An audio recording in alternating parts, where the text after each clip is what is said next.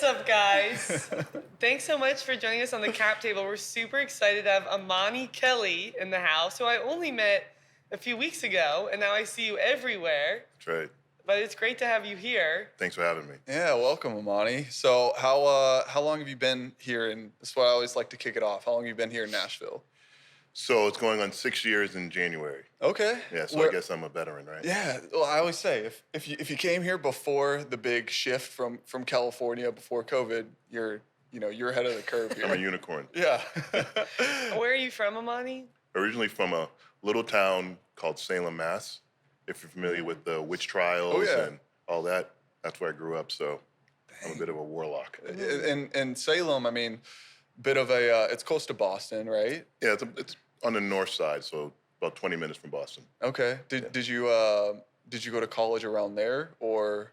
I did. Okay. I had a stint at Harvard for a little bit, Harvard School of Extension Studies, and then I finished at Emmanuel College. Mm. And what did you study there? Business admin. Just regular. Yeah, regular business that I'm not applying. Oh, I know. That's the funny thing because people always talk about like degrees and what you need and what you don't. And I'm just like, it really depends on how you use your degree, who you meet, basically. Right. And I feel like that's the biggest part of it. So yeah, let's jump in. I know we have a ton to cover because you're a man of many things. So we've heard. And let's maybe get started telling us a little bit about your early career and walk us up until maybe coming to Nashville. Sure. So I guess we can start with what brought me to Nashville, essentially. Yeah. So I worked for a publicly traded company called Forrester Research. They're a tech research firm, and I was there for 12, 13 years, and I was appointed to open up the Nashville office. So I was a director for the organization, and I grew the office to 300 people, not myself, but with help. We hired a whole bunch of people. It was originally just going to be a sales hub, but then we had analysts and other parts of the business there as well. And we started at Industrious, and then we moved to Church Street, a 424 Church, and we occupy a couple floors. They occupy a couple floors there. I did my time, and in 2019, I'm like, I need to try this entrepreneurship, and I left the corporate world then. Was that your first time going out on your own? Yes. Got it. It was. What do you feel like really sparked that switch for you? Honestly, every year I would say, all right, January 1st, I'm going to do it. I'm going to make the leap. It's hard. Every year. Especially once you're in that corporate mode where like you're making money. The checks come in. Life is good. They keep you with, always a carrot out in front. Yeah. Totally. Stock options. It was great. But then really what the shift was the people here. Like, honestly, I haven't met so many entrepreneurs in my life than being here. Really? Really? Yeah, just even being in Industrious, which is shared space there. It's like everyone's an entrepreneur. I had friends that are entrepreneurs, and I'm like, these people started from scratch and were in maybe financial positions that weren't as good as my position. So I'm like, what am I waiting for? So I finally took the leap. Awesome. And what was that leap first in when you took that? So what I was doing a lot of investing in smaller like startups. I was doing some crypto investing and so forth. And then So a risky guy, okay. well, I've kind of learned my lesson in the last couple of years, but needless to say. But I was flipping properties. I was in real estate since like 2011 or something. So I was just flipping properties, doing 3 or 4 a year, and making good side money. Sure. Right, really good side money. So I thought about the Tim Ferriss type deal. Like if I double the output, I should be able to double the return or triple the return. So I'm like, I'm just gonna flip houses. That's what I'm gonna do. That's gonna be my job from now on. And when I left, I bought like two flips prior to leaving, and I did those 2 flips, and I'm like, I'm never flipping houses again. Why? For me, it just wasn't strategic enough. Like spending my days in Home Depot wasn't really strategic enough for me. Yeah. It's such a great way to get started, though, to be like, oh, I can make money myself. Right. And flipping is great because it is kind of something anyone Anyone can do it. Yeah. Anyone. which is insane to Yeah. me. But What was it? Was it more time consuming? Like you said, you were going to Home Depot and were you doing the build outs yourself? And No, I'm not handy whatsoever. okay. I can bang a nail, but outside of that, it was just dealing with some of the I guess excuses and not really being able to hold them accountable. So as a leader in an organization, you can hold people accountable based off excuses. However, you can't with these contractors and subcontractors. Totally. Because if they get upset, they get butt hurt, guess what? They're walking off the job. yeah. And in Nashville, there's just so much business, like they don't even care. No, like, no. and if you have like a small job, they won't even come. No. Like, if yours is paying under $500 for anything you need done, I'm serious, you can't get anyone. No. TaskRabbit. Yeah. Yeah. I use Thumbtack. Okay, same thing, Another right? good option. Yeah. Yes. Oh my gosh. Okay, and so that was kind of your first intro to Yeah. doing things on your own. And then walk us through what really made you kind of take that big leap and where you're fully out on your own and you quit your job and then you're off to the races. What did that look like for you? A lot of pain and misery. a lot of regrets too. You know, I'd say the first couple months of leaving corporate, I think I took a good 2 weeks off and kind of just slept in and watched TV and caught up on my shows. And I'm like, what did I do? I left this, it was Why a did I do good this? job, good role. Yeah. I was climbing the corporate ladder, and I really started to regret it.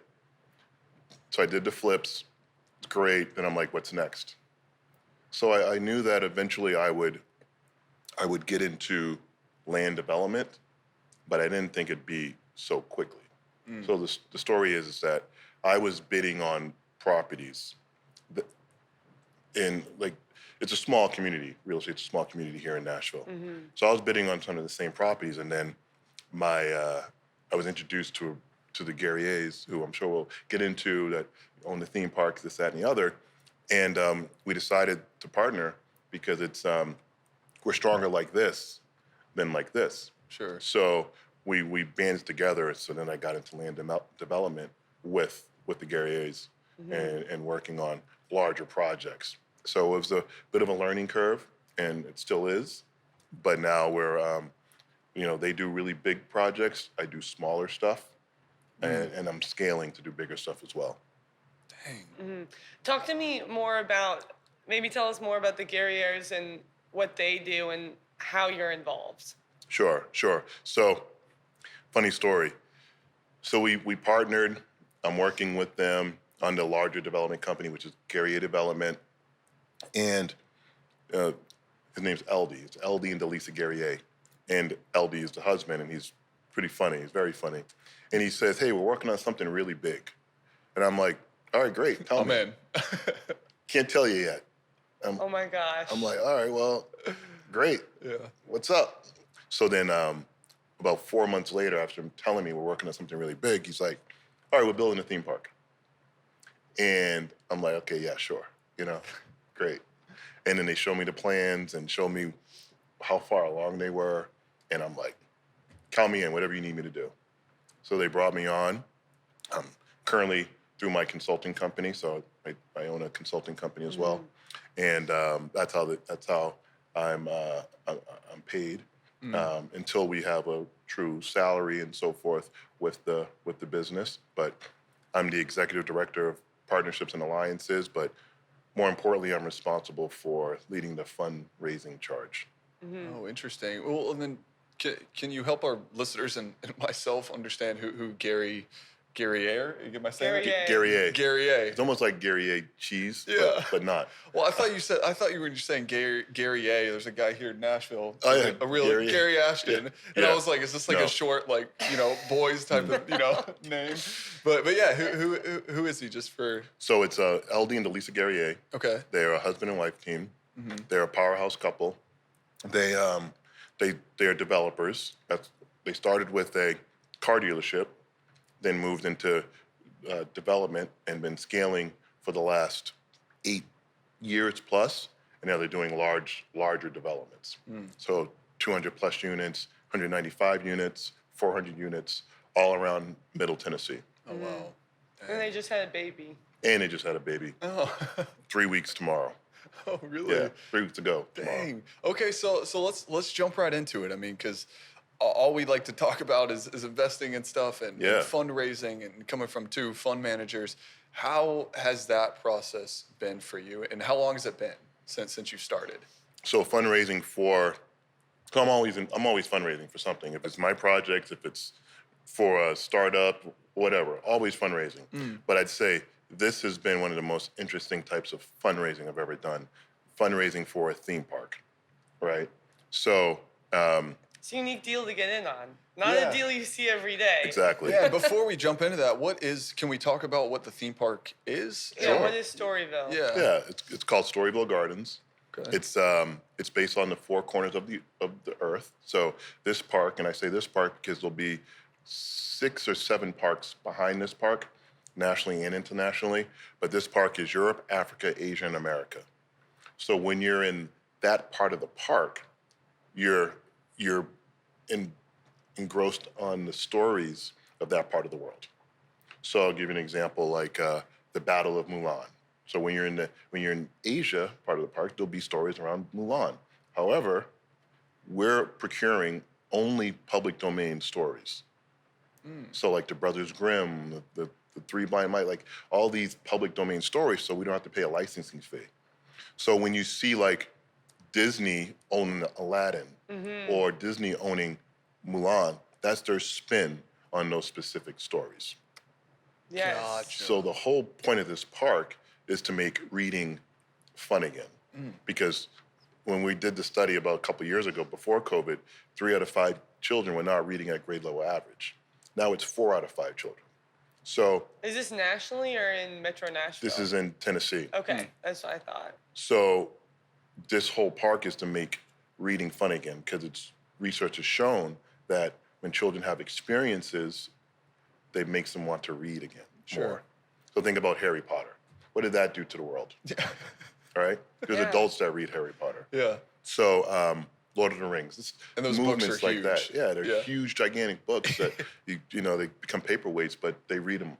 So so the park will have 28 themed attractions, and we have a few of throw rides, right? So some pretty cool stuff. But the rest of those attractions will be, they call them dark rides.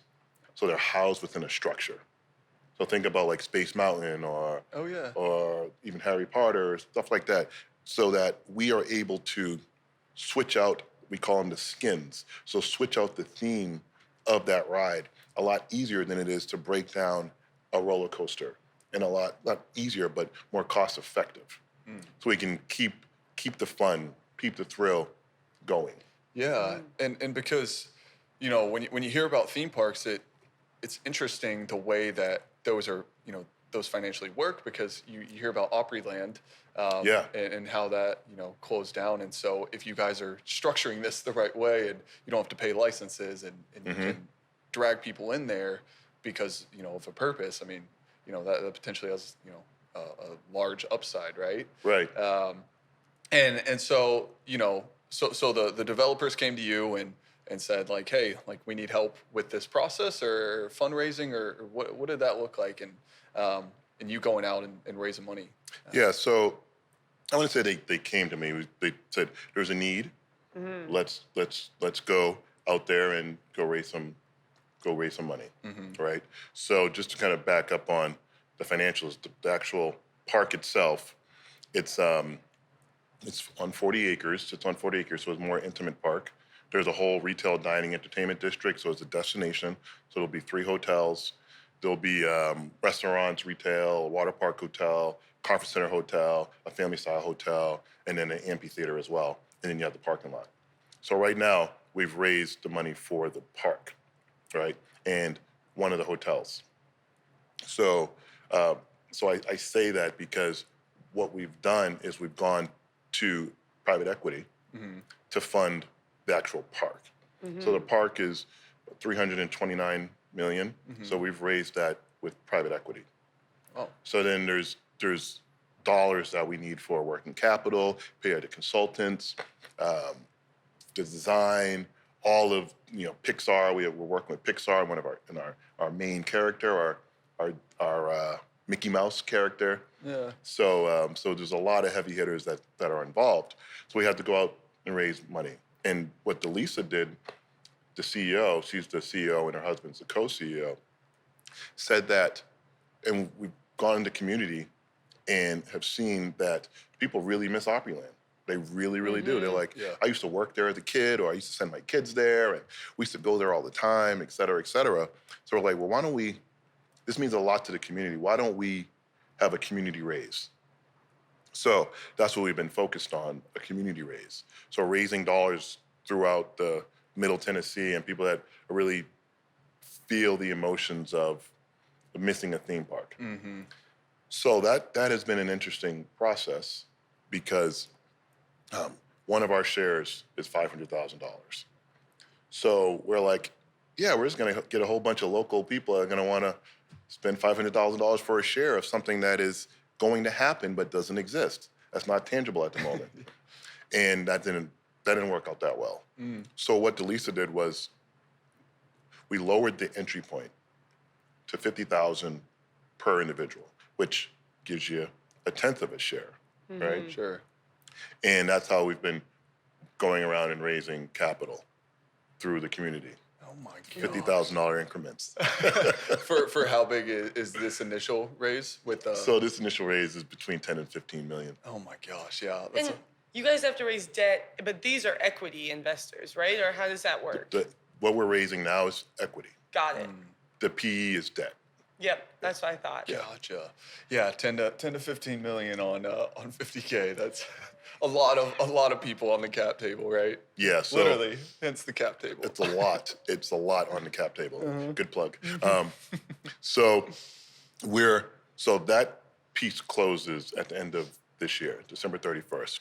Okay. It won't be 50,000 anymore. It's just a lot. That's a heavy lift when you're getting 50,000 by individuals. And a lot of these individuals, I wouldn't say they're super high net worth individuals. They're accredited investors because you have to be. Yeah. But $50,000 it's $50,000. Yeah. And so Skin in the game for them, yeah, probably. it's skin in the game. That's what's harder. I also raised lower checks, and I joke that it is more difficult because It is. typically, if you're raising $500,000 from someone who has the net worth to just give you $500,000, it's not a huge deal. But that 50,000 is like, they'll need it back. Their kids are going to college in 10 years, or they're planning to retire or something. So it looks a lot different working with people of that net worth, I guess I would say. But it's so much impact. It's they have skin in the game with something they really believe in and could do something great in Nashville. Right. So, quick little story. So, we have a lot of $50,000 investors. We have some $100,000 investors, and we have a handful of larger investors, 250, 500. I have not heard from them, and I love all our investors equally. Totally. I know what you're gonna say. I have not heard from the larger investors, but I frequently hear from the smaller investors. And again, I love you all. That's so funny. But it is funny when you go out to raise, and it's because the smaller people that you do raise from, they have something to lose essentially, right? And typically they're learning too. Yeah. Like this might be. When have they ever invested in the theme? I mean, I'm sure no one's invested in a theme park before. Unless you buy Disney shares or Six Flags shares, but not really the beginning piece. Well, that's so do they unique, get like a special deal, like free tickets to the park? Oh yeah, we call them the founders. Okay. Really? Yeah, so they came on this journey with us, so they get a pretty good return on their investment. Not a pretty good, a very good return on their investment. Really? But they also get the perks of being a founding investor. Mm-hmm. Okay. So, yeah, and I mean, it just seems like a pretty I don't know if it's an easy or a hard pitch when you go to these guys because it's a complete. I mean, it sounds alternative. hot. Like it sounds different. You know, you're not coming to them with another healthcare deal that, as someone in healthcare, like, I mean, there's just a ton of healthcare companies and funds in Nashville, and this is, or like multifamily housing.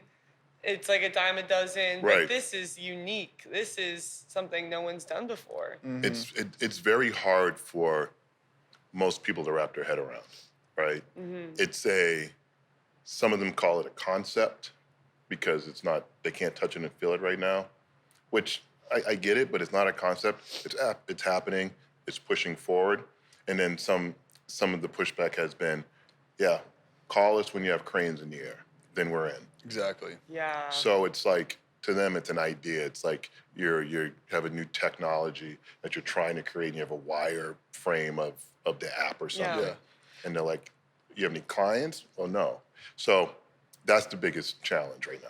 What advice would you give to someone raising in Nashville from your experiences? That's what I was going to ask. Really? Good question, yeah. Except I asked it a lot better.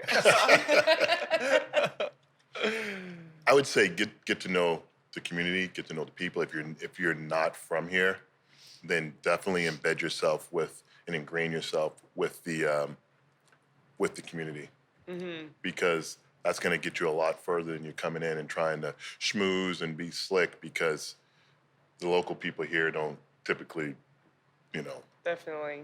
feel that. And what do you say? I mean, going to people, I mean, getting to that meeting, like how does that work for people like us who are wanting to understand on how to go and raise money, and this is a relationship game. I mean, how do you do that? I mean, what's the best way that you target these people? And I mean, is it, I'm just curious on the best way to get in touch with these high net worths, right? It's tough. I don't think there's any secret or secret sauce, right? My advice is leverage your network, right? And if you don't have that network yet, then find a way to get into that network. So being a foreigner, right? Being a Yankee, it took me some time to build that network. It took me at least, I'm still working on it, but coming from corporate, like I went to work 9 to 5, whatever, 8 to 6. And then I came home, I had to worry about being out there and networking because I had a job. So it didn't really matter. I wasn't an entrepreneur. And going out and beating the streets, I really was at, like, in the beginning, I was at every event, anything that was happening, anything anyone invited me to, I was there. And I was there with bells on, smiling, shaking hands, birthing babies, all of that. And birthing babies. But being sincere. Like, I didn't go there with my hand out. Like, hey, I need something, I want something. It was just, hey, you're cool. Why don't we grab a cup of coffee sometime? Go to happy hour. And then building those types of relationships, then building that trust. And again, not asking for anything, ever. And then there would be times that people would offer, hey, you want to go to this event? I think it'd be pretty cool with what you're doing and stuff like that. Or to be this type of individual that you should meet, or you really need to meet this person. So just growing it from there, but then also paying it forward. So the newcomers in town or someone trying to do something, I'm like, you know what? I know someone. Let me introduce you to this person here. So connecting the dots for other people. Great advice. Yeah. And Amani, can you talk to me about, really, as an entrepreneur, you're now sort of like a fundless sponsor, correct? Like, I'm an independent sponsor. Yeah, you work. Can you explain to our audience what that is, what an independent sponsor is? So I think the net of it is that it's a fundless fund. So I can have several funds. I can have several relationships rather than managing a fund, and I'm locked into only that relationship there, and I'm responsible for only those investors in that fund. As an independent sponsor, I can have a fund here, I can have a fund there, I can have a fund over there, and I'm still responsible for the investors in these funds, but there's the understanding and that we're doing multiple funds that are not competing essentially. Mm-hmm. So, and what made you decide to take that path? well, I always wanted to manage a fund. That was like, How'd you know that? I wouldn't say always. Let's say the last 8 years, I'm like, you know what? I want to manage a fund. I think it's super cool. You got Radialo, you got all these high net worth Vista partners. Like, I'm like, they can do it, I can do it. I can show them beta. Like, and I really started researching that and thought it was just super cool to be a fund manager. And then early last year, I was starting to put rubber to the road on creating a fund. Going through the process, the documents. One of the reasons why I didn't move forward with it is because it's so expensive to create a fund. Yeah. Like, it's super expensive. So I kind of held back. Then I talked to a colleague of mine. And I told him what I wanted to do. And he's like, you know what? You should talk to these guys. Again, connection. He connected the dots for me. Someone that manages a fund and someone that works for like a financial company, like investment firm. Mm-hmm. And so I talked to them and they're like, why don't you become an independent sponsor? And I'm like, what is that?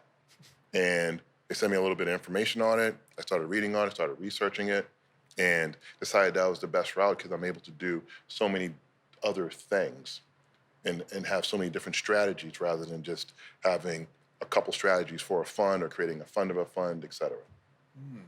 That's what got me there. Yeah. And what, I mean, being an independent sponsor, I mean, how much are you going and blowing here? I mean, it's because it's a network game and you got to meet the people all the time. Yeah. So, like, how do you go out and raise for each independent fund, basically? Like, do you go and say, hey, I got this opportunity, and then next time is another approach, or how does that work? Or do you have like a collective standpoint where who would prefer to invest in what? Yeah, so as you scale, obviously you have to widen your net, right? But originally you start with your friends, family, your inner network, right? So you create presentations, right? Proposal docs for these people, and you send them out. And then when they express interest, then you talk to them, and then you're also somewhat probing as to what's their appetite for more. Sure. All right. So you're always asking, like, what do you have an appetite for? Like, and typically, a lot of these raises have been on the smaller side, so it hasn't been a ton because it's been mostly friends and family. But as we scale, that net has to further out. So creating proposal docs for each and every entity that you're raising for and sending out to your group and not bombarding them with something every week. Yeah. I don't have something every week anyway, but sending out to the people that you think. So being a little more targeted than just blanketing everybody. Gotcha.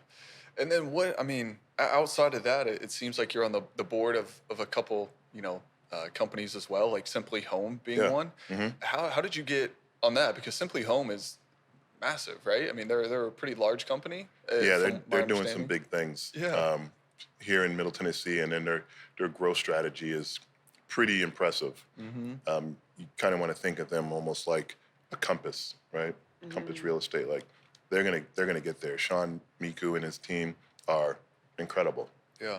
So it was just the relationship game, essentially. Like Sean, who's the CEO of the company, I was introduced to him through a friend of mine, and we kind of hit it off. And understanding that through the Storyville raise, like started picking my brain on Storyville and how to go about that, and then build a relationship. And he asked if I wanted to be on the board, and I'm like, as long as you take my advice, not all my advice, but as long as you implement some of the things that we as a board are, I guess projecting, then I'll join. Yeah. So yeah, that's how I got there. And so Storyville's really been kind of the centerpiece for your current career right now, right?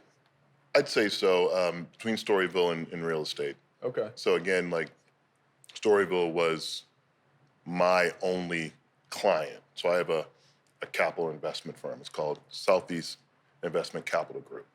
And that is who Storyville pays, right?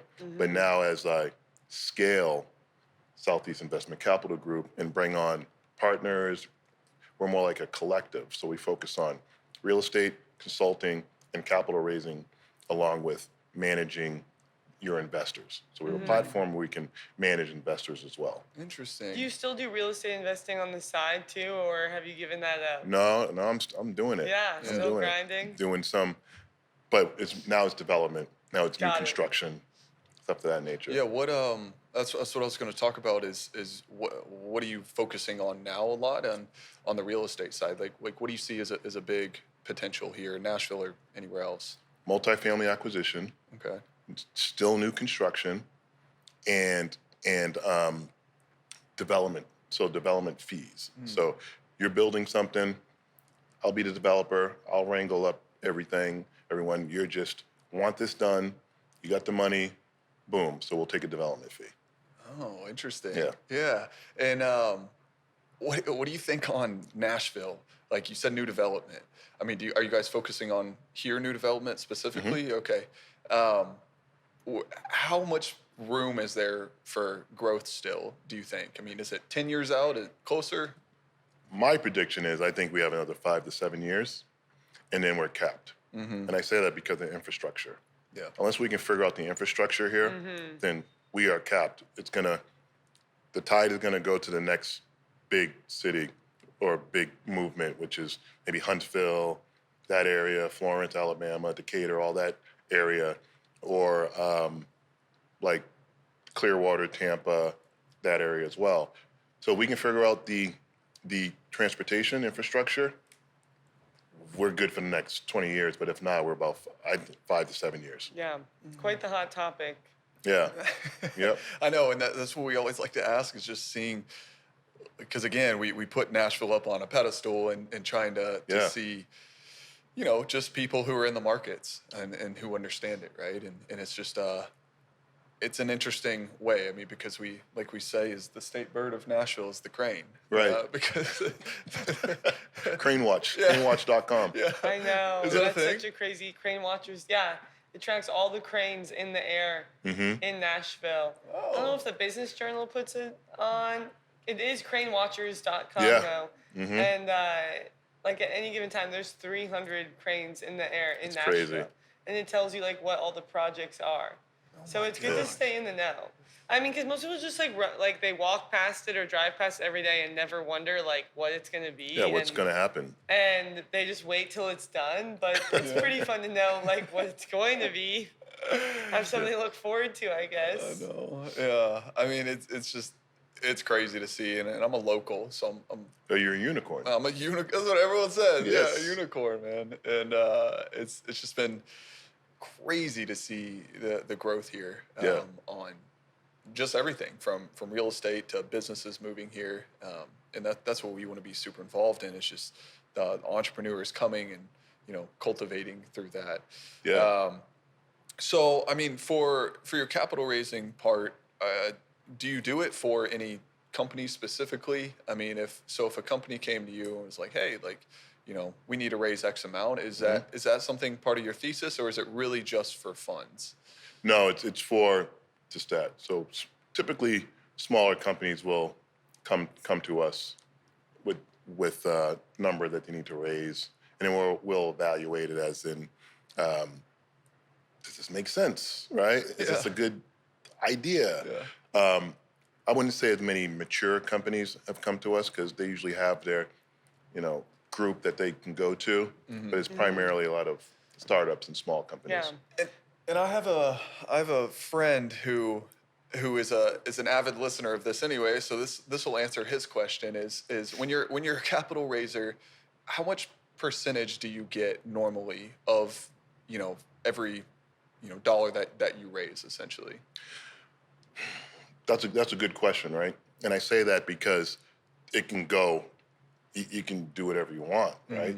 But it can go the gamut because of the fact that whatever you agree to and whatever they agree to, that's what you're going to get. Yeah, it depends on the deal. Yeah, but typically you see between 2 to 5%.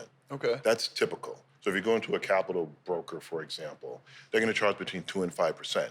Now, it's 5% if it's a lower amount, 2% if it's a higher amount that they're raising. So that's typical. But you've seen deals that are maybe 2% from every dollar that comes in, but they also get equity in the back, something like that. So it does vary. Yeah, Okay. there's a lot of ways I feel like you could structure that. Yeah. And just like fees, carry. Yep. Promote. And like a percent, kind of like commission based. Yep. Exactly. Yeah. Yeah, well, yeah. I mean, because that was the he asked me the other day, and he's like, "How does this work?" Because he came to me to do it, and I was like, "I'm gonna let you decide, and you tell me what works." What percentage you want? Yeah. Yeah. So, but no, I mean, he's a good friend of mine, and we were just trying to figure it out. So, well, what's the timeline on Storyville Gardens? I mean, when do you expect that to break ground and get up and running? Yeah, so we hope to make some announcements soon. Okay. And the goal is some big announcements, I'm guessing. Some big announcement as to where it will be and all that. I know you wouldn't even disclose it to us. So yeah, we can't. Mum's Top the game. Secret. Yeah. There's reasons for that. Yeah. Not just being kludgy. I know. But so as long as we break ground by February, we'll open in 2025. Amazing. So it's about a 3-year project. That's phase one. And I say phase one because that's the park and one of the hotels. And then the phase two is full RD&E, retail dining entertainment district, and the other hotels. And what about for you, Amani? Where do you see yourself in like 5 to 10 years? You're relatively new in the entrepreneurial journey. What's coming in a decade? Retirement. No. I would say I can't imagine you retiring. No, I'm gonna take many retirements. You ever read the 4-Hour Work Week? No, I've never read it. I've heard of it, but I haven't read it. Great book, Tim Ferriss. Read it; it's incredible. But it's not the goal is not to retire; it's to take many retirements or to work from anywhere in the world. So in the next 7 to 10 years, that's what I plan to do. I'll be less hands-on and more passive, so that I can click yes from Fiji on the beach, or I can be in somewhere for 2 months and not have to worry about operations. Exactly. So that's the next 7 to 10 years. Because time is money. That's right. And if the I saw it was like you can have the most expensive car, but you work a 9 to 5, but if you can go out and take a walk at 10 a.m. and eat lunch at 12, and nothing has changed, and you still have money coming in, then that's more freedom than anything else. So much so. Yeah. Well, Zeb, do you got any other this final has been questions? great. I know. So what's the best way to find you? Is LinkedIn kind of the best place, or? Yeah, LinkedIn. You can find me at Amani M. Kelly. Is it Amani M. Kelly? Yes. Amani M. Kelly on LinkedIn and on Instagram as well. That's Amani M. Kelly as well. Great. Well, we look forward to following all your adventures, and we'll be at that line right when Storyville Gardens opens up. I can't wait. I'll give you a pass. You may know somebody. Awesome. Well, we look forward to following your journey, and we'll have you on for a part 2 whenever that opens, and see where the progress has come. Cheers to that. Thank you for having me. Thanks, Amani. All right. Awesome.